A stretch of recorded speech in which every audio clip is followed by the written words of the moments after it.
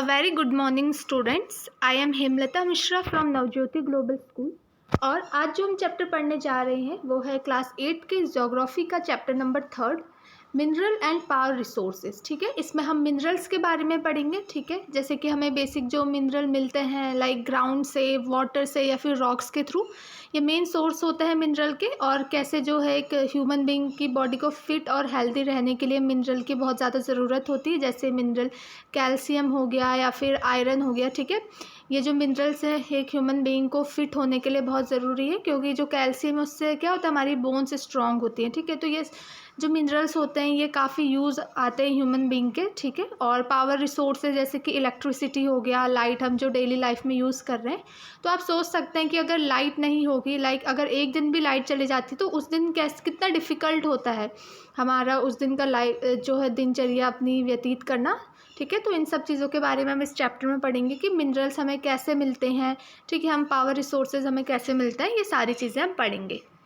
तो चलिए chapter start करते हैं। इसमें स्टार्टिंग में अब आपको एक छोटी सी स्टोरी दी गई है जिसमें आपको मिनरल को अच्छे से एक्सप्लेन किया है कि मिनरल होता क्या है। तो चलिए इस स्टोरी को देखते हैं।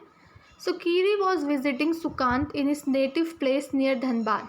तो कीरी क्या है, उसका कोई फ्रेंड है। ठीक है, उससे मिलने गई है सुकांत से, जो कि उसके ही बगल में एक धनबाद एक जगह है। ठीक है, वहाँ पे उसका एक फ्रेंड सुकांत रहता है, उससे कीरी मिलने गई है। ठीक है, तो Kiri was amazed to see that large areas were black. तो कीरी जब क्या है धनबाद पहुंचती है तो वो देखती है कि वहाँ का जो पूरा एरिया है पूरा काला है, मतलब चारों तरफ धूल धक्कड़ पूरा काला एरिया है। तो ये सारी चीज़ें देख के उसे थोड़ा आश्चर्य होता है। तो सुकांत फिर कीरी क्या करती है, Sukant why is this place so black and dusty. तो कीरी सुकांत से पूछती है कि ये जो एरिया है ये इतना ज़्यादा ब्लैक और इतना ज़्यादा डस्टी क्यों है।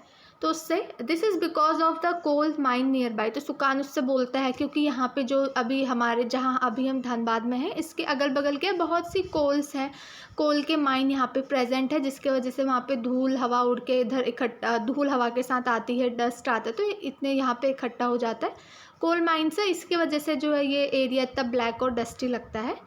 तो उससे बोलता भी है, do you see the trucks. ये ट्रक जो है आप देख रहे हो यहाँ पे, जैसे ये एग्जांपल यहाँ पे आपको दिखा रखा है ट्रक का। They are carrying the mineral coal. ये सारे जो है मिनरल जो कोल है, ठीक है, मिनरल कोल उसे ही अपने साथ ले जा रही हैं। तो फिर जब कीरी सुनती है तो वो पूछती है, व्हाट आर मिनरल्स, मिनरल होते क्या हैं। Ask Kiri. Sukant replied, have you ever seen a baker baking biscuit. Sukant उसे मतलब एग्जाम्पल के थ्रू समझाता है कि मिनरल क्या होता है। वो उससे बोलता है सुकांत कीरी से सुकांत जो है बोलता है कि कभी तुमने एक जो बेकर है जो कि बिस्किट केक बनाता है, उनको कभी बिस्किट बनाते हुए देखा है तुमने। जैसे कि वो क्या क्या चीज़ें यूज़ करते हैं बिस्किट बनाने में, जैसे द फ्लोर आटा यूज़ करते हैं, मिल्क दूध शुगर हो गया, and sometime egg are mix together. तो ये सारी चीज़ें मिक्स की जाती है, लाइक फ्लोर हो गया, हमारा आटा हो गया, दूध हो गया, शुगर हो गया, और कभी कभी एग भी है। जो ये सारी चीज़ें मिलाई जाती हैं उसके बाद हमारा बिस्किट बनता है इन सब चीज़ों के मिक्सचर से। So while eating the baked biscuit can you see this ingredient separately. तो क्या जब आप बिस्किट जब बन जाता है आप उसे खाते हैं तो क्या तब तुम्हें दिखते हैं ये सारे जो मटेरियल्स बिस्किट को बनाने में यूज़ किए गए हैं, ये फ्लोर हो गया, शुगर हो गया, मिल्क हो गया, ये सारी चीज़ें क्या तुम्हें अलग अलग से दिखती हैं? क्योंकि नहीं दिखती हैं। आप भी जब बिस्किट खाते हैं तो इतनी सारी चीज़ों से मिलकर मिक्सचर, इतनी सारी चीज़ों को मिला के बिस्किट बनाया गया, लेकिन जब आप खाते हैं तो ये सारी चीज़ें आपको दिखती नहीं है ना उसमें। तो just as in the biscuit there are number of things that you can not see. तो ऐसे ही rocks on this earth have several material called mineral mixed in them. तो ऐसे ही जैसे बिस्किट है इसमें बहुत सारी चीज़ों से मिल के बना है जिससे आप नहीं देख पा रहे हैं, तो ऐसे ही क्या है बहुत सारी अर्थ में रॉक्स प्रेजेंट हैं जिसमें कि सेवरल बहुत सारे मटेरियल्स प्रेजेंट हैं, जिसमें बहुत सारे मिनरल जो मटेरियल्स प्रेजेंट है जिन्हें हम क्या बोलते हैं, मिनरल्स बोलते हैं, जिन्हें हम नहीं देख पाते हैं। जैसे रॉक है, ठीक है, हम बाहर से रॉक दिख रही है लेकिन रॉक के अंदर क्या है, बहुत सारे मटेरियल्स अलग अलग कंपोजिशन में प्रेजेंट है, जिनको हम उन मटेरियल्स को क्या बोल रहे हैं, मिनरल्स बोल रहे हैं। ठीक है, so these minerals are scattered throughout the earth rocky crust. जो जब रॉक टूटती है, ठीक है, इन सब चीज़ों से फिर क्या हमें मिनरल्स भी ये सारे जो मिलते हैं। तो अब यहाँ पे मिनरल की डेफिनेशन बताई गई है।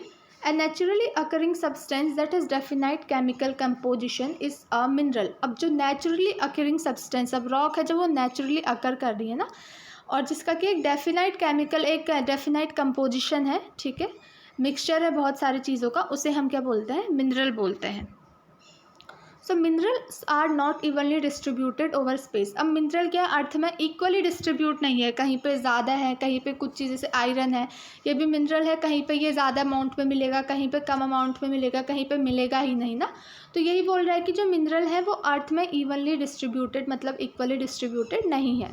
They are concentrated in a particular area of rock formation. मतलब वो जैसे हमें रॉक से ये सारी चीज़ें मिल रही हैं, तो हम ये चीज़ें कैसे पता लगा सकते हैं कि हम देखेंगे कि उस एरिया का रॉक फॉर्मेशन क्या है, कैसे, मतलब किन किन चीज़ों से वो रॉक मिलके बनी है, ठीक है. तो जिन जिन चीज़ों से वो रॉक मिलके बनी होगी वो एरिया में हमें वो मिनरल पाए जाएंगे. Some minerals are found in areas which are not easily accessible. और कुछ मिनरल्स क्या होते हैं ऐसे एरिया में भी पाए जाते हैं जो कि ईजीली एक्सेसिबल नहीं होते हैं, जैसे कि आर्कटिक ओशन हो गया, एंटार्क्टिका हो गया, बहुत ठंडे इलाके हैं. इधर को भी काफ़ी मिनरल्स हैं, लेकिन ईजिली हम आगे जाके हम यूज़ नहीं कर सकते हैं, ईजिली एक्सेसिबल नहीं होते हैं. So minerals are found in different type of geological environment under varying condition. तो मिनरल्स क्या है, अलग अलग जियोग्राफिकल इन्वायरमेंट में जो है बनते हैं, कंडीशन भी अलग अलग होती हैं. They are created by natural process without any human interference. तो जो मिनरल होते हैं वो नेचुरल ही मतलब नेचुरल प्रोसेस से, नेचर में ही जो प्रोसेस चलती है, ठीक है, उससे ही बनाए जाते हैं. इसमें ह्यूमन बीइंग का कोई भी इंटरफेरेंस नहीं है. ह्यूमन बीइंग्स नहीं बनाता है मिनरल जो है ऑलरेडी प्रेजेंट है. ह्यूमन बींग्स क्या करता है, क्योंकि मिनरल क्या है, मिक्सचर है, काफ़ी अलग अलग एक ही चीज़ में आपको मिनरल्स जो है कम मिक्स मिलेगा. तो क्या है, आपको ह्यूमन बींग बस क्या करता है कि उस मिनरल को उस चीज़ में से एक्सट्रैक्ट करता है. बनाता कौन है, नेचर ही बनाता है. So they can be identified on the basis of their physical properties. हम मिनरल को कैसे आइडेंटिफाई कर सकते हैं, जैसे कि हम मिनरल की फिजिकल देखेंगे, उसकी प्रॉपर्टी क्या है, जैसे कि उसका कलर क्या है, ठीक है, उस मिनरल का कलर क्या है, उसकी डेंसिटी कितनी है, ठीक है, किस वॉल्यूम में वो फैला हुआ है, उसकी हार्डनेस कितनी है, और भी जैसे उसकी केमिकल प्रॉपर्टी होगी, जैसे उसकी सॉल्युबिलिटी, मतलब अगर वो किसी चीज़ में डालो तो वो किस अमाउंट में वो घुल रहा है, ठीक है. तो ये सारी चीज़ें देख के हम पता लगा सकते हैं कि वो मिनरल है कौन सा, जैसे कि उसका कलर, डेंसिटी, हार्डनेस और उसकी सॉल्युबिलिटी. अब यहाँ पे देखिए मिनरल आपको बताया गया टाइप्स ऑफ मिनरल भी बहुत टाइप के होते हैं, जैसे कि there are over 3000 different minerals, like something 3000 से भी ज़्यादा जो है अलग अलग मिनरल्स हमारे स्पेस में, हमारे अर्थ में प्रेजेंट है. So on the basis of composition, अब उनके मतलब कंपोजिशन के बेसिस पे जो है मिनरल क्या है, बेसिकली मेटेलिक और नॉन मेटेलिक. मतलब कंपोजिशन मतलब कि जिस जिस चीज़ों से वो मिलके बने हैं उसी के आधार पे मिनरल्स को हमने दो पार्ट पे डिवाइड किया है. एक है मेटेलिक, दूसरा है नॉन मेटेलिक. फिर मेटेलिक के अंदर भी हमने दो चीज़ें डाली हैं, ठीक है, एक फेरस है, एक नॉन फेरस है. अब इनके बारे में हम सारी चीज़ें अभी पढ़ेंगे आगे चैप्टर में. तो देखिए मेटेलिक मिनरल्स होते क्या है. मेटेलिक मिनरल्स कंटेन मेटल, जो मेटल होते हैं जिसमें रॉ फॉर्म मतलब कच्चा होता है, ठीक है. मेटेलिक मिनरल वो होते हैं जिसमें हमें क्या है, मेटल्स मिलता है. मेटल जैसे आयरन, गोल्ड, जिंक, प्लेटिनम, ये सारे हमारे क्या है, मेटल है. तो मेटेलिक मिनरल्स वो होते हैं जिसमें हमें क्या मिलते हैं, मेटल्स मिलते हैं. Metals are a hard substance that conduct heat and electricity and have a characteristic cluster or sign. Metals basically क्या होता है, हार्ड सब्सटेंस होता है, ठीक है. उनका आप टच भी करोगे तो बहुत ही ज़्यादा हार्ड होता है वो, ठीक है. और क्या मेटल जो है हीट भी कंडक्ट करते हैं, ठीक है, हीट भी बनाते हैं, और इलेक्ट्रिसिटी भी जो है हमारी मेटल के थ्रू पास हो सकती है. और इनकी कैरेक्टरिस्टिक ये है कि बहुत ही ज़्यादा शाइन करते हैं, ठीक है, जो ये मेटेलिक मिनरल्स होते हैं. तो इसका जो एग्जाम्पल दे रखे हैं, आयरन ओर हो गया, बॉक्साइट हो गया, मैग्नीस हो गया, ये कुछ एग्जाम्पल्स हैं मेटेलिक मिनरल्स के, ठीक है. अब देखिए मेटेलिक मिनरल्स में भी फोरियस एंड नॉन फोरियस. अब देखिए यहाँ पे हमने पढ़ा था ना कि मिनरल्स दो तरीके के हैं, मेटेलिक और नॉन मेटेलिक. मेटेलिक मिनरल्स वो हैं जो मेटल्स के बने हुए हैं. मेटेलिक मिनरल भी दो तरीके की हैं, फेरियस और नॉन फेरियस, ठीक है. इनके बारे में हम पढ़ते हैं कि ये क्या है. चलिए देखिए, ferrous minerals are like iron और manganese and chromites contain iron. Ferrous minerals वो होते हैं जिनमें क्या होता है, आयरन प्रेजेंट होता है, ठीक है. A non ferrous mineral does not contain iron, ठीक है, but contain some other metal such as gold, silver, copper और लेड। अब देखिए फेरियस मिनरल्स वो होते हैं, देखिए सबसे पहले मेटेलिक मिनरल्स है जिसमें मेटल आ रहा है, ठीक है। अब मेटल के अंदर भी फेरियस और नॉन फेरियस होते हैं। फेरियस वो होते हैं जिनमें आयरन प्रेजेंट रहता है, मतलब मेटल भी क्या, आयरन भी क्या एक मेटल है, लेकिन फेरियस मिनरल क्या है कि उसमें आयरन प्रेजेंट होगा तो होगा ही, और भी होंगे ठीक है, लेकिन आयरन उसमें प्रेजेंट होगा ही। और नॉन फेरस वो होता है जिसमें कि आयरन नहीं होता है, ठीक है, लेकिन और मेटल्स होते हैं जैसे कि गोल्ड, सिल्वर, कॉपर, लेड। तो फेरियस वो होता है जिसमें आयरन प्रेजेंट होता है, नॉन फेरियस वो होता है जिसमें आयरन मेटल प्रेजेंट नहीं होता और मेटल्स प्रेजेंट होते हैं। ये तो हो गया मेटेलिक मिनरल के बारे में। अब अगला जो है नॉन मेटेलिक मिनरल्स है। Non metallic minerals do not contain metal. अब नॉन मेटेलिक मिनरल में क्या है, मेटल जो है हमारे, मेटल मतलब हार्ड सब्सटेंसेज जो होते हैं वो प्रेजेंट नहीं होते हैं, जैसे कि limestone, mica and gypsum are example of such minerals. अब इसके एग्जाम्पल दिया आपको, जैसे लाइम स्टोन, माइका, जिप्सम, ये सारे आपको नॉन मेटेलिक मिनरल के एग्जाम्पल दिए गए हैं। The mineral fuel like coal and petroleum are also non metallic mineral. अब जैसे जो कोल है, पेट्रोलियम है, ठीक है, ये सारे भी हमारे नॉन मेटेलिक मिनरल है, क्योंकि ये कोई मेटल से मिलके तो बने नहीं हुए और ना ही ये हार्ड है, ठीक है, तो ये नॉन मेटेलिक मिनरल के ही अंदर आते हैं। अब देखिए मिनरल्स को हम कैसे एक्सट्रैक्ट कर सकते हैं, कैसे, जैसे मिनरल तो एक कंपोजिशन है, ठीक है, बहुत सारी चीज़ें उसमें मिल रखी है, मिक्सचर है, तो हम इन मिनरल को कैसे निकाल सकते हैं, तो इसमें आपको वही बताया गया है, minerals can be extracted bye, उसे हम माइनिंग कर सकते हैं, ड्रिलिंग कर सकते हैं, क्वेरिंग कर सकते हैं, ये सारी चीज़ें हम पढ़ेंगे कि एक्सट्रैक्शन ऑफ मिनरल्स। तो देखिए the process of taking out mineral from rocks buried under the earth surface is called mining. अब माइनिंग में क्या होता है, जो रॉक्स सरफेस के अंदर दबी हुई होती हैं, ठीक है, उसमें से हम मिनरल जो बाहर निकाल रहे हैं उसको हम बोलते हैं माइनिंग। किसे बोलते हैं माइनिंग, जो रॉक्स अंदर दबी हुई है, अंडर द अर्थ सरफेस में जो दबी हुई है, उसमें से अगर हम, क्योंकि मैंने आपको बताया था ना मिनरल क्या है, रॉक्स में भी प्रेजेंट रहते हैं ज़्यादातर अमाउंट पे, तो उन रॉक्स में से हम मिनरल जो निकाल रहे हैं उसे हम बोलते हैं माइनिंग। अब minerals that lie at shallow depth are taken out by removing the surface layer.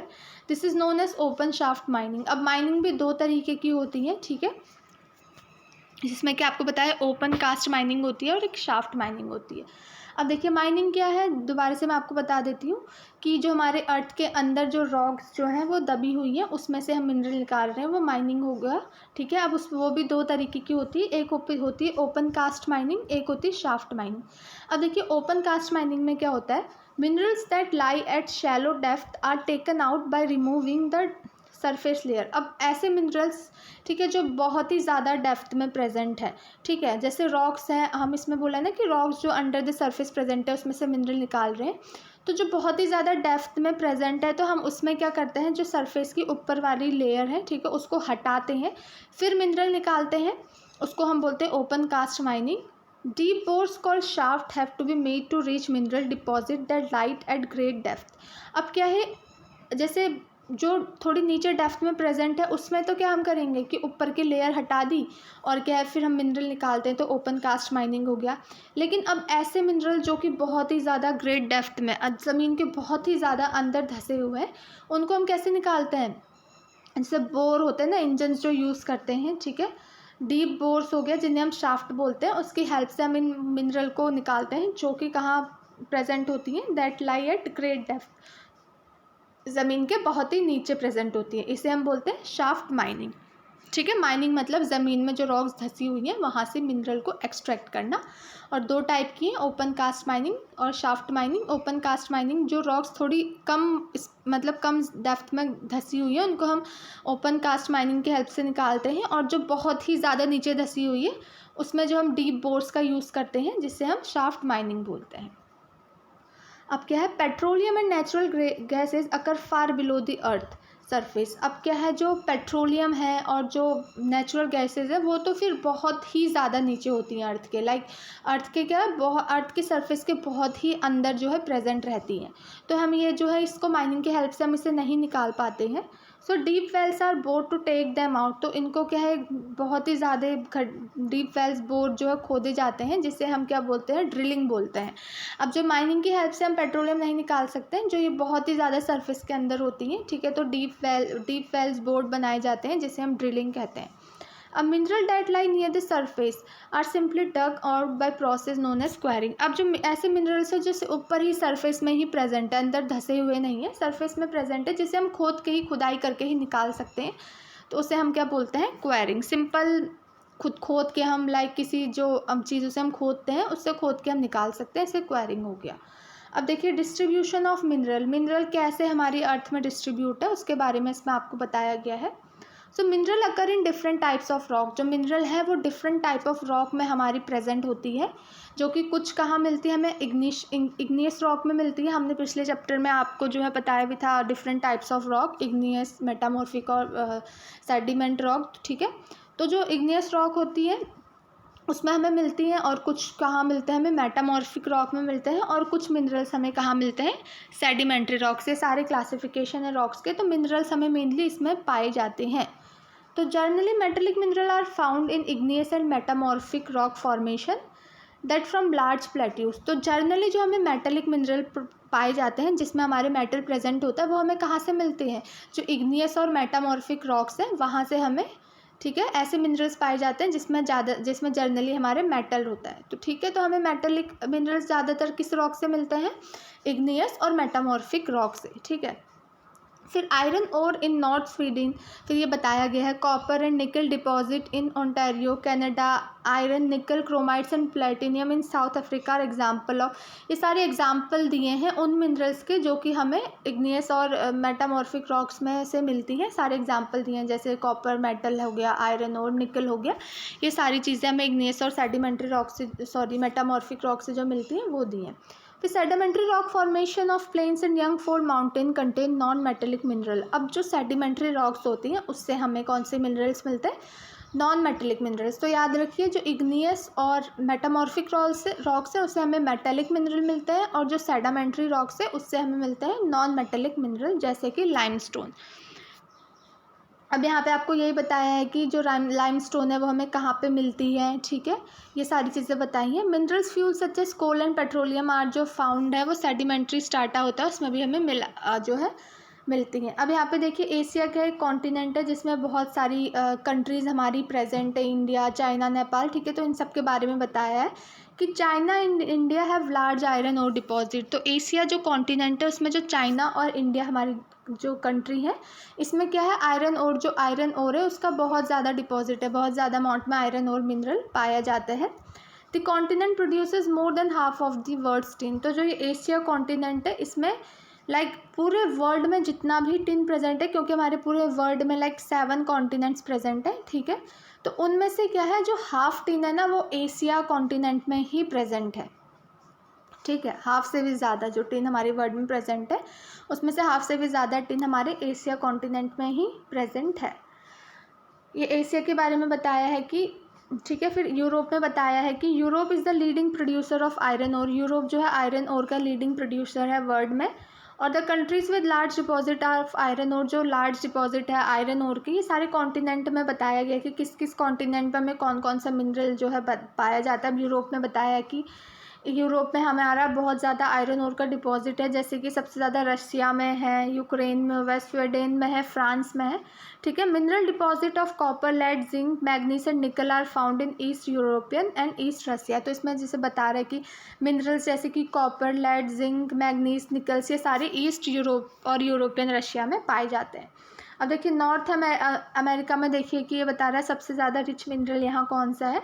The mineral deposit in North America are located in 3 zone में जो है मिनरल बहुत ही ज़्यादा डिपॉजिट है, जैसे कि एक बताया था कैनेडियन रीजन जो कि कहाँ है? North of the Great Lakes. ठीक है, the Appalachian region and the mountain range of the west. यहाँ पे मिनरल बहुत ज़्यादा डिपॉजिट है नॉर्थ अमेरिका कॉन्टिनेंट में. और आयरन और nickel, gold, uranium and copper are mined in Canadian shield region. तो जो कैनेडियन शील्ड रीजन है जो कि नॉर्थ ग्रेट लेक्स में प्रेजेंट है, यहाँ से हम क्या आयरन ओर हो गया, निकल हो गया, ये सारे मेटल को माइनिंग के थ्रू निकालते हैं. ठीक है, और coals in the Appalachians region, coals यहाँ पे मिलते हैं. और वेस्टर्न कॉर्डिलेट्स में हमें क्या मिलता है? बहुत ही ज़्यादा कॉपर, लेड, जिंक, सिल्वर यहाँ पे हमें मिलता है. ठीक है, फिर साउथ अमेरिका में बताया है कि यहाँ पे क्या क्या प्रेजेंट है। तो यहाँ पे देखिए बोल रहे हैं कि जो ब्राज़ील कंट्री है, Brazil is the largest producer of high grade iron ore in the world. सबसे ज़्यादा हाई ग्रेड का जो आयरन के भी ग्रेड वाइज होते हैं, तो सबसे ज़्यादा हाई ग्रेड का जो आयरन होता है वो ब्राज़ील में पाया जाता है। और Chile and Peru are leading producers of copper. जो चील एंड पेरू है वो कॉपर के बहुत ही ज़्यादा प्रोड्यूस होता है। और Brazil and Bolivia are among the world largest producer of tin. और जो ब्राज़ील और बोलीविया इस साउथ अमेरिका कॉन्टिनेंट पे, ठीक है, ये बहुत ही ज़्यादा लार्जेस्ट प्रोड्यूसर है जहाँ टिन प्रोड्यूस होता है। South America also has large deposit of gold, silver, zinc, chromium, सारा बहुत ज़्यादा डिपॉजिट है साउथ अमेरिका के पास। बेसिकली यहाँ पे जो सारी चीज़ें बताई गई हैं ना, ये बताई गई कि डिफरेंट कॉन्टिनेंट में क्या है, हमारे मिनरल कैसे डिस्ट्रीब्यूट हुआ है। अब अफ्रीका में बताया है, Africa is a rich in mineral. Africa में भी बहुत ज़्यादा मिनरल रिसोर्सेज हैं। और अफ्रीका में क्या, it is the world largest producer of diamond, gold and platinum. तो जो डायमंड और गोल्ड है, सबसे लार्जेस्ट जो उसका प्रोड्यूसर है पूरी दुनिया में, अफ्रीका में सबसे ज़्यादा ये सारी चीज़ें मिलती हैं, ठीक है, हमारी गोल्ड जो है। फिर ऑस्ट्रेलिया के बारे में बताया कि ऑस्ट्रेलिया में क्या है, Australia is the largest producer of bauxite. सबसे ज़्यादा बॉक्साइट हमारा ऑस्ट्रेलिया में पाया जाता है। It is leading producer of gold, diamond, iron और टिन एंड निकल। यहाँ पे जो है गोल्ड, आयरन, डायमंड भी बहुत ज़्यादा ऑस्ट्रेलिया कॉन्टिनेंट में जहाँ पाया जाता है। और इसमें क्या है, कॉपर, लेड, जिंक, मैग्नीज भी बहुत ज़्यादा अमाउंट में पाए जाते हैं। अब एंटार्क्टिका के बारे में आपको बताया है कि the geology of Antarctica is sufficiently well known to predict the existence of variety of mineral deposit. यहाँ भी बहुत ज़्यादा मिनरल्स हैं जो हैं डिपॉजिट हैं हमारे अंटार्कटिका ओशन में भी, ठीक है। ये सारी चीज़ें आप एक बार पढ़ लेना कि डिस्ट्रीब्यूशन कैसे हो रहा है मिनरल का, कहाँ कहाँ पे किस किस कॉन्टिनेंट पे मिनरल्स कैसे डिस्ट्रीब्यूट है। तो हम डिस्ट्रीब्यूशन और इन इंडिया में देख लेते हैं डिस्ट्रीब्यूशन मिनरल का, किस एरिया पे, किस, ठीक है, कौन से स्टेट पे जो है हमारे मिनरल कैसे डिस्ट्रीब्यूट है। तो आयरन के बारे में सबसे पहले बताया गया है आपको। So iron has deposit of high grade iron ore. तो इंडिया में क्या है, हमारे इंडिया में भी जो है हमारे पास बहुत हाई ग्रेड का आयरन ओर का डिपॉजिट है हमारे पास प्रेजेंट है, ठीक है। The minerals is found mainly, जो ये आयरन और मिनरल है ये मेनली हमें कहाँ मिलता है, झारखंड, उड़ीसा, छत्तीसगढ़, मध्य प्रदेश, गोवा, महाराष्ट्र, कर्नाटक। यहाँ पे जो है आयरन ओर का बहुत ही ज़्यादा डिपॉजिट है। इंडिया के इन स्टेट्स में आयरन हमें जो है बहुत ज़्यादा अमाउंट में मिलता है। अब बॉक्साइट का बताया है कि मेजर बॉक्साइट प्रोड्यूसिंग एरिया, जहाँ बहुत सारा बॉक्साइट जो एरिया प्रोड्यूस कर रही हैं वहाँ क्या है, झारखंड में है, उड़ीसा, छत्तीसगढ़, मध्य प्रदेश, गुजरात, महाराष्ट्र एंड तमिलनाडु। माइका को आपको बताया है कि माइका जो मेनली कहाँ कहाँ हमें मिल रहा है, झारखंड, बिहार, आंध्र प्रदेश एंड राजस्थान, ठीक है। India is the largest producer and exporter of mica. अब जो माइका है ना वो सबसे ज़्यादा पूरे वर्ल्ड में क्या है, इंडिया में ही सबसे ज़्यादा बनता है, इंडिया में ही सबसे ज़्यादा मिलता है और इंडिया ही इधर उधर माइका को एक्सपोर्ट करता है। मतलब सबसे ज़्यादा हमारा जो माइका है वो इंडिया में ही मिलता है पूरे वर्ल्ड में जितनी भी कंट्री हैं। अब कॉपर देखिए, it is mainly produced in copper, कहाँ है, राजस्थान, मध्य प्रदेश, झारखंड, कर्नाटक, आंध्र प्रदेश, यहाँ हमें मिल रहा है। फिर मैग्नीज में आपको बात को बताया है कि इंडियाज़ मैग्नीज डिपॉजिट लाई इन, जो इंडिया में जहाँ मैग्नीज जमा है, इकट्ठा है, वो कहाँ है, महाराष्ट्र में है, मध्य प्रदेश, छत्तीसगढ़, उड़ीसा, कर्नाटक, आंध्र प्रदेश, वहाँ पे जो है प्रेजेंट है। तो ऐसे ही आपको बताया, ऐसे लाइमस्टोन, गोल्ड, सॉल्ट, ये कहाँ कहाँ पे इंडिया में किस किस पार्ट में डिपॉजिट है, ये सारी चीज़ें बताई गई है यहाँ पे आपको, ठीक है। यहाँ पे आपको एक इमेज भी दिखाई गई है कि जो राजस्थान में एक सांभर लेक है उसमें से जो है सॉल्ट को कैसे एक्सट्रैक्ट कराया जा रहा है, कैसे सॉल्ट को उसमें, क्योंकि उस लेक में क्या सॉल्ट प्रेजेंट होगा, तो उस लेक को में से कैसे सॉल्ट को निकाला गया है, यहाँ पे आपको इमेज में दिखाया गया है। अब देखिए हम पढ़ेंगे यूज़ ऑफ मिनरल्स। मिनरल के यूज़ क्या क्या है, हम मिनरल्स को कहाँ कहाँ यूज़ करते हैं। Minerals are used in many industries, बहुत सारी इंडस्ट्रीज़ में जो है फैक्ट्रीज़ में मिनरल का यूज़ करते हैं। Minerals which are use for gems are usually hard, ठीक है, बहुत हार्ड होते हैं। These are then set in various styles of jewellery. इन मिनरल से जो क्या हम बहुत सारी ज्वेलरीज भी बनाते हैं, जैसे देखिए होगा गोल्ड की ज्वेलरी होती है हमारी, सिल्वर की, डायमंड की, ठीक है, ये सारी मिनरल्स ही तो है। तो इन मिनरल से हम अपनी बहुत ज़्यादा ज्वेलरीज भी बनाते हैं। और जो कॉपर होता है, अब copper is another metal use in everything from, अब जो हमारा कॉपर होता है ये हमारे कॉपर के पाइप्स होते हैं, कॉइन्स होते हैं, इन सब चीज़ों में बनाने में यूज़ होता है। सारे मेटल्स ही हैं, ठीक है।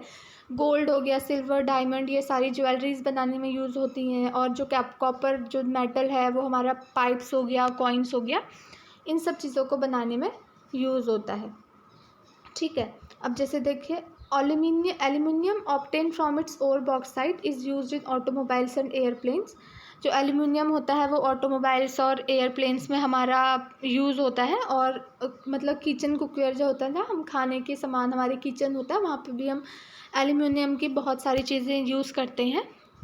अब कंजर्वेशन ऑफ मिनरल्स, अब हम मिनरल्स को कैसे बचा सकते हैं, क्योंकि जो हमारे मिनरल्स होते हैं ना वो नॉन रिन्यूएबल रिसोर्सेज होते हैं। नॉन रिन्यूएबल रिसोर्सेज जो क्या होते हैं, जिनको हम बार बार यूज़ नहीं कर सकते, या फिर जो जिनको बनने में क्या है, बहुत सालों बाद वो बनते हैं, बहुत लाइक 1000 ऑफ ईयर्स जो है उनके बनने में लग जाता है।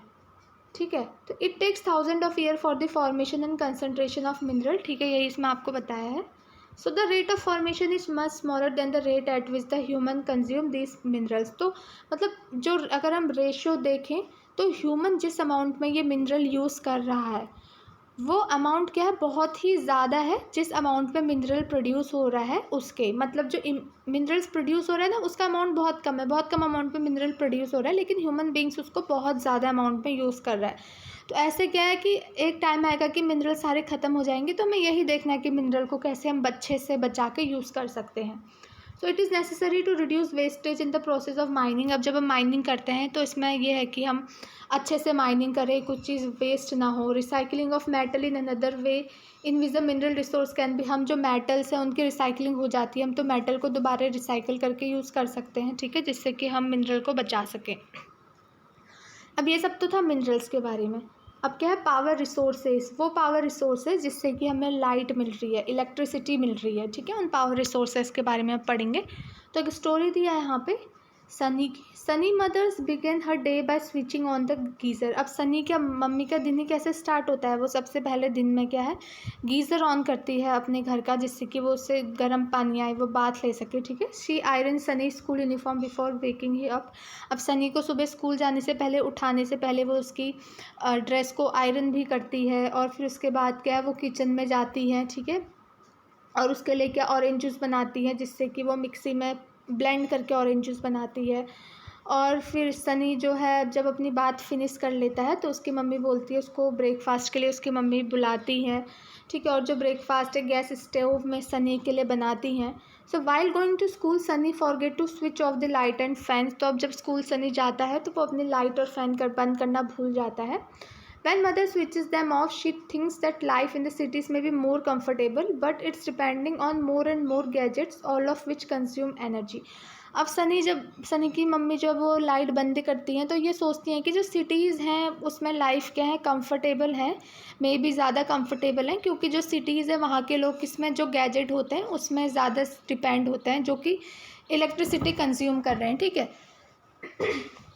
अब देखिए हम सिटीज़ में ऐसे ही तो गैजेट यूज़ करते हैं जिसमें हर गैजेट में हम लाइट का यूज़ कर रहे हैं। लाइक हम खाना बनाने में, ठीक है, अपने कपड़े प्रेस करने में हो गया, नहीं तो पहले तो जो गांव में लोग होते हैं वो कोयले से कपड़े प्रेस करते हैं। ठीक है, हम लाइट का यूज़ कर रहे हैं यहाँ पे।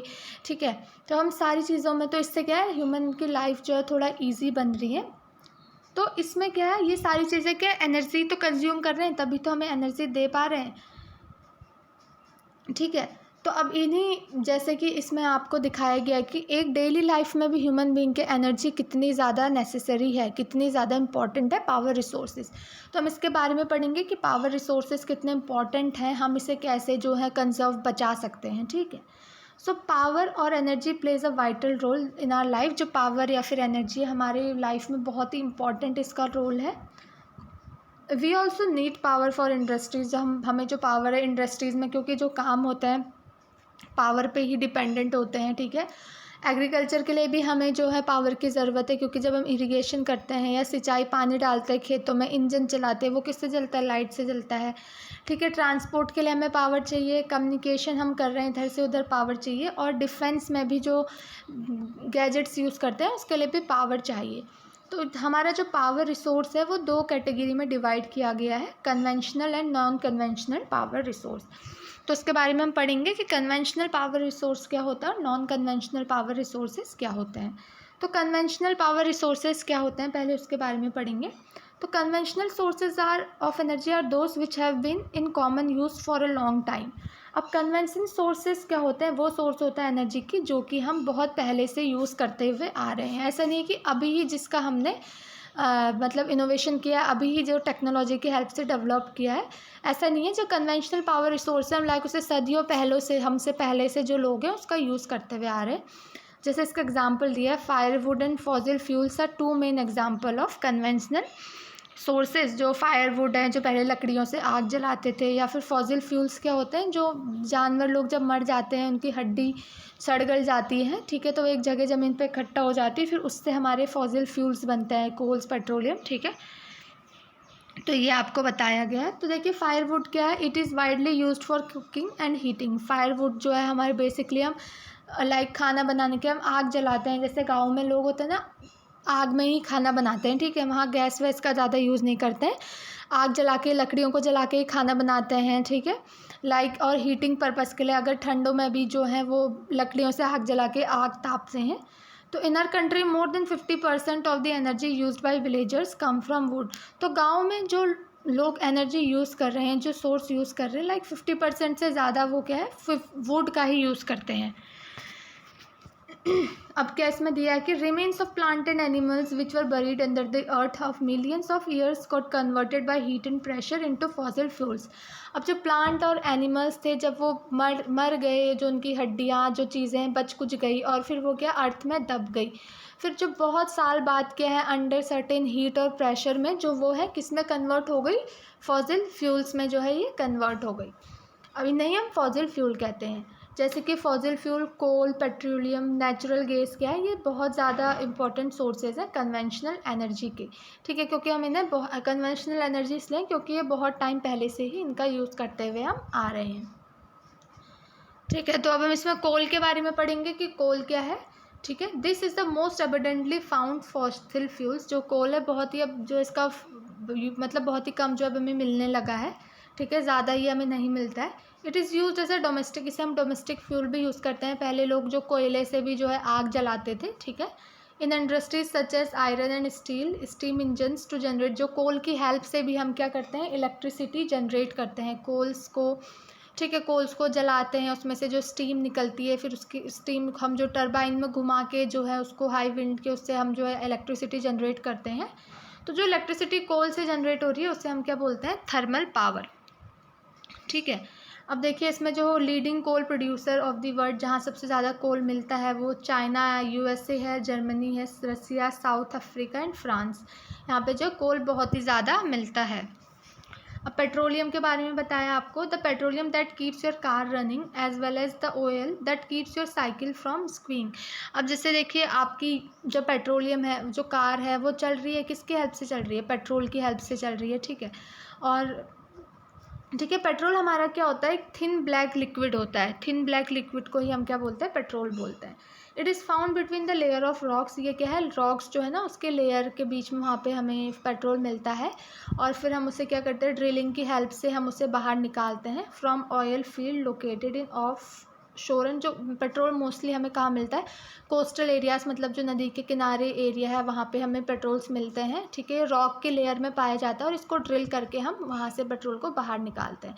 फिर जो ये पेट्रोल आता है, ऐसे नहीं कि हमने ड्रिल करके बाहर निकाला और यूज़ कर लिया, हम ऐसे ही यूज़ नहीं कर सकते हैं, उसको हम क्या करते हैं, रिफाइनरीज में जो है सेंड करते हैं, क्योंकि ये वो क्या होता है, उस टाइम कच्चा तेल होगा, जिसमें क्या करता है, which process the crude oil and produce a variety of product. जो है इस तेल को क्या करता है, कच्चे तेल को जो है प्रोसेस इसमें होती है और रिफाइनरीज में, और इसको क्या है, बहुत सारे वैरायटी ऑफ प्रोडक्ट में चेंज करता है, जैसे कि diesel, petrol, kerosene, wax, plastic and lubricant, ठीक है, इन सब चीज़ों में चेंज करता है, ठीक है।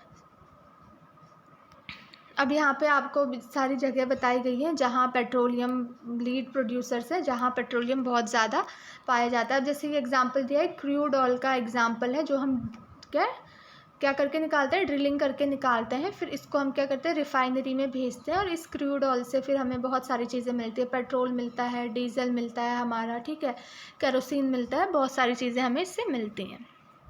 अब नेचुरल गैस के बारे में हम पढ़ेंगे। तो natural gas is found with petroleum deposit and is released when crude oil is brought to the surface. Natural gas हमें कहाँ मिलती है? ये पेट्रोलियम के साथ ही मिली डिपॉजिट होती है। मैंने बताया था ना, मिनरल क्या है, मिक्सचर है, बहुत सारे एक साथ मिले हुए होते हैं। तो जब हम पेट्रोलियम को बाहर निकालते हैं, तो उस प्रोसेस में जब हम पेट्रोलियम को बाहर निकाल रहे होते हैं सरफेस से, तो उस समय क्या होता है, कुछ नेचुरल गैस भी हमारी रिलीज़ होती हैं। तो it can be used as domestic and industrial fuel की तरह हम इसे यूज़ कर सकते हैं। ठीक है, अब यहाँ पे क्या है, आपको ऐसे ही जो है बहुत सारे एरिया बताया है, जैसे इंडिया में जैसलमेर, कृष्णा गोदावरी डेल्टा, ठीक है, यहाँ सब जो है नेचुरल रिसोर्सेज बहुत ज़्यादा पाई जाती हैं। ठीक है, the sharp increase in our consumption of fossil fuels has led to their depletion at an alarming rate. अब जो है हम बहुत ज़्यादा फॉसिल फ्यूल का यूज़ कर रहे हैं, तो जिससे हमें एक चेतावनी भी मिल रही है कि जो ये फॉसिल फ्यूल्स है, इनका डिप्ले धीरे धीरे ख़त्म हो रही है, तो बाद में क्या हमें इनको, हम होंगे ही नहीं हमारे पास, तो कैसे हमें जो है इन्हें यूज़ करेंगे। तो इन्हें जो है हमें अच्छे से यूज़ करना चाहिए, इनका जो है वेस्ट नहीं करना चाहिए। अब हाइडल पावर क्या होती है? हाइडल पावर वो होती है जो कि पानी से जनरेट होती है। एक हमने थर्मल पावर पढ़ ली थी ना, जो कि हम कोल को बर्न करके जनरेट करते हैं। ऐसी हाइडल पावर होती है जो हमारी पानी से भी जनरेट होती है। तो रेन वाटर और river water stored in dams is made to fall from height. अब जो रेन वाटर है या फिर जो रिवर वाटर है, जो कि हम क्या करते हैं, एक डैम में स्टोर करके रखते हैं, उनको क्या करते हैं, बहुत हाइट से हम नीचे गिराते हैं। The falling water flows through pipes inside the dam over turbine blades placed at the bottom of the dam. The moving blades then turn the generator to produce electricity. देखिए सबसे पहले क्या है, मान लीजिए ये क्या है, इसमें आपको दिखाया है, ये एक वाटर रिजर्वायर है। ठीक है, यहाँ पे वाटर रिजर्वायर मतलब कि क्या है, आपको जहाँ पे आपने वाटर, जैसे मान लीजिए रिवर है या लेक है, ठीक है, यहाँ से हम पानी इकट्ठा कर रहे हैं, जहाँ रेन वाटर है, एक वाटर रिजर्वायर में इकट्ठा करा, फिर इसको एक बहुत ही ऊपर हाइट से हमने नीचे की तरफ जो है इसको फॉल कराया। ठीक है, फिर नीचे की तरफ इसको फॉल कराया, पाइप के थ्रू नीचे की तरफ गया, फिर वहाँ एक टरबाइन लगे होते हैं, टरबाइन में शाफ्ट जो है प्रेजेंट रहता है। ठीक है, तो ये टरबाइन जो बहुत तेज़ ये टरबाइन जो है रोटेट करते हैं। ठीक है, उसके बाद क्या होता है, ये टरबाइन जब रोटेट करते हैं, जब जनरेटर ऑन करते हैं हम, ये टरबाइन रोटेट करते हैं, और इन टरबाइन के रोटेट करने से हमारा क्या होता है, इलेक्ट्रिसिटी प्रोड्यूस होती है, जिसे हम क्या बोलते हैं, हाइड्रो इलेक्ट्रिसिटी, मतलब पानी से बनने वाली इलेक्ट्रिसिटी।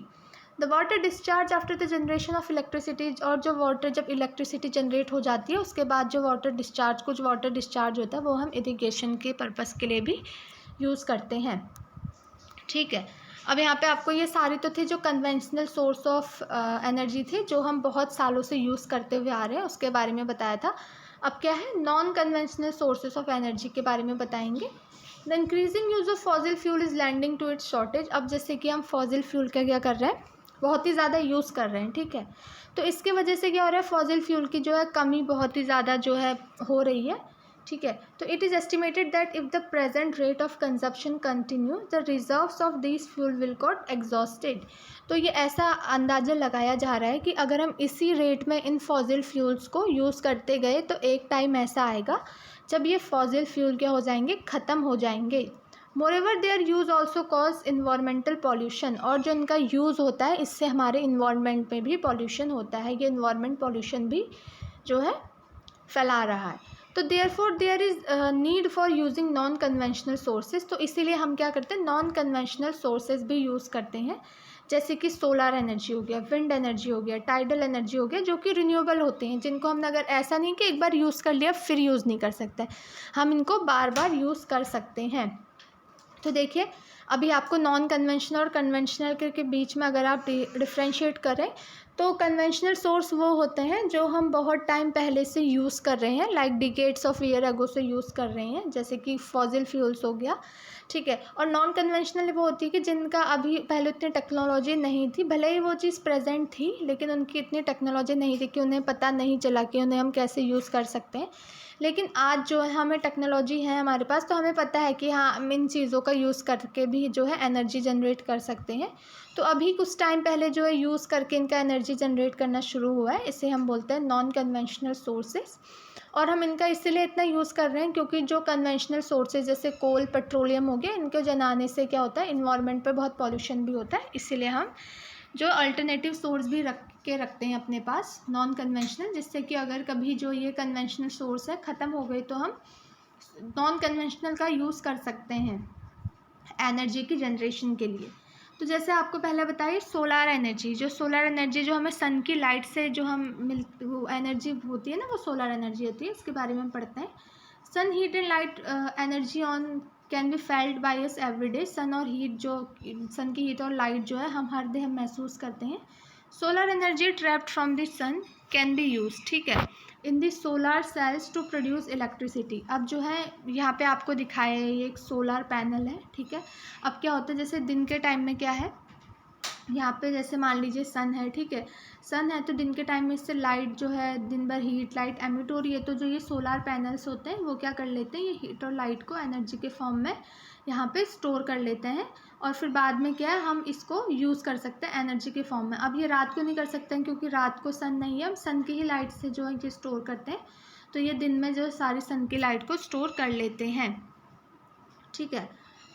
और many of these cells are joint into solar panels to generate power for heating. और ये जो बहुत सारे हैं ये सोलर पैनल्स जो है पावर और हीटिंग जनरेट करने के लिए भी यूज़ होते हैं। So the technology of utilizing solar energy benefits a lot of tropical countries that are blessed with abundant sunshine. अब क्या है, जो ये जो हमारे पास ये है सोलर एनर्जी है, ये हम उन ट्रॉपिकल कंट्रीज़ में बहुत ज़्यादा यूज़ कर सकते हैं जहाँ क्या है बहुत ज़्यादा सनशाइन जो है प्रेजेंट है, तो वहाँ क्या है ये बहुत ज़्यादा सोलर एनर्जी यूज़ कर सकते हैं, ठीक है। तो क्योंकि उनके पास लाइट बहुत ज़्यादा प्रेजेंट है। फिर ऐसे ही विंड एनर्जी, क्या मतलब हवा से भी जो एनर्जी जनरेट होती है, ठीक है।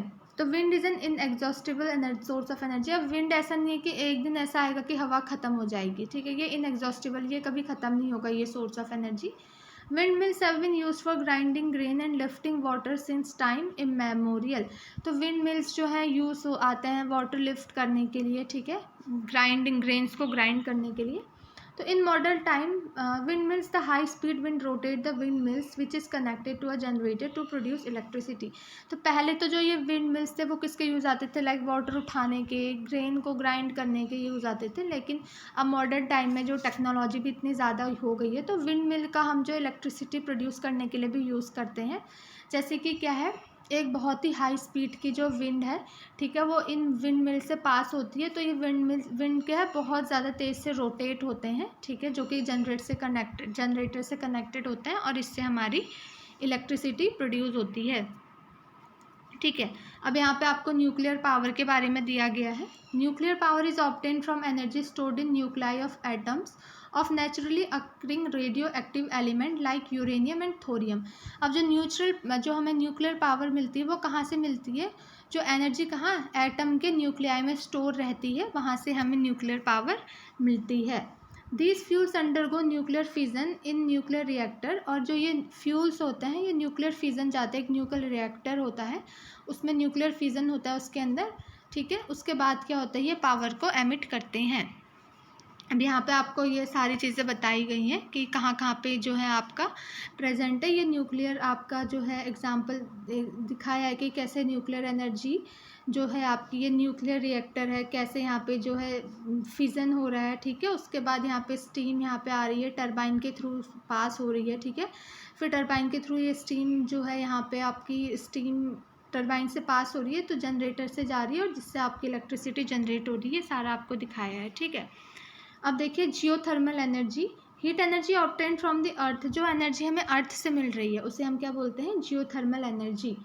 The temperature in the interior of the earth rise steadily as we go deeper. जो अर्थ का अंदर जो टेम्परेचर है वो बढ़ते जाएगा जैसे जैसे हम अर्थ के अंदर अंदर अंदर जाते जाएंगे, क्योंकि जो हमारी अर्थ की मेंटल लेयर होती है वहाँ पे हमारा मैग्मा भी प्रेजेंट है मोल्टन लेयर में फॉर्म में। तो अर्थ के जैसे जैसे हम अंदर जाते जाएंगे ना तो वहाँ टेम्परेचर बहुत ज़्यादा होता है। समटाइम दिस हीट एनर्जी में surface itself in the form of hot stream. तो कभी कभी जो ये एनर्जी ये सरफेस में भी आ जाती है, जैसे जब बहुत गर्म हवाएं चलती हैं तो this heat energy can be use to generate power. तो ये क्या है, पावर जनरेट करने के लिए यूज़ भी होती हैं। Geothermal energy in the form of hot spring have been use for cooking heating and bathing for several, ठीक है। तो ये जियोथर्मल जो एनर्जी एक हॉट स्प्रिंग के फॉर्म में जनरेट होती है, ये कुकिंग के लिए, हीटिंग के लिए, ठीक है, बाथिंग के लिए, इन सब चीज़ों के लिए, इन सब चीज़ों में यूज़ होती है, ठीक है।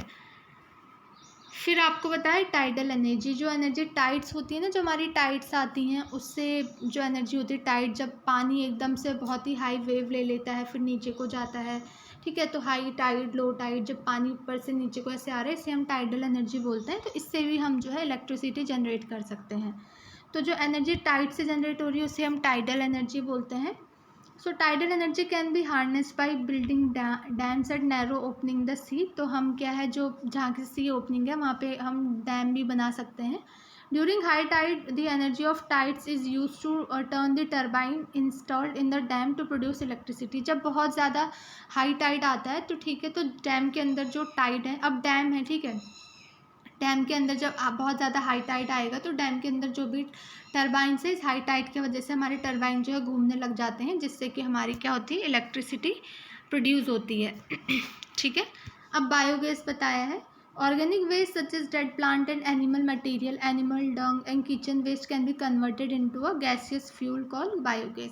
अब जो ऑर्गेनिक वेस्ट होते हैं, जैसे कि जब प्लांट जो है वो सड़ जाता है, एनिमल का मटेरियल हो गया, जो गोबर हो गया या फिर किचन के वेस्ट हो गए, इन सबको हम एक गैसियस फ्यूल में भी जो है कन्वर्ट कर सकते हैं, जिसे हम क्या बोलते हैं, biogas. The organic waste is decompose by bacteria in a biogas. जो ये ऑर्गेनिक वेस्ट होता है इसे क्या है, जो बैक्टीरिया है वो डिकम्पोज करता है और क्या करता है, बायोगैस को एमिट करता है, which is essentially a mixture of, जो कि गैस क्या होती है उसमें क्या होता है, मीथेन और कार्बन डाइऑक्साइड का मिक्सचर होता है। Biogas is an excellent fuel for cooking and lighting and produces high amount of organic manure each year. तो ये बायोगैस क्या है, कुकिंग के लिए, लाइटिंग के लिए, इन सब चीज़ों के लिए यूज़ होती है। Energy is everywhere but we can see that harnessing this energy is both difficult and as well as costly. तो अब हम देखें तो एनर्जी हर जगह है, पानी में एनर्जी है, हमारी हवा में एनर्जी है, ठीक है, हमारी हर जगह एनर्जी है, लेकिन अगर हम इसको अच्छे से यूज़ नहीं करें तो ये इससे बचाना भी बहुत ही मुश्किल जो है हो जाता है। ठीक है, तो बच्चे देखिए इसमें हमने एनर्जी के बारे में पढ़ा, different types of energy, mineral resources. तो आई होप आपको सारी चीज़ें समझ में आई होंगी। ठीक है, so thank you so much student.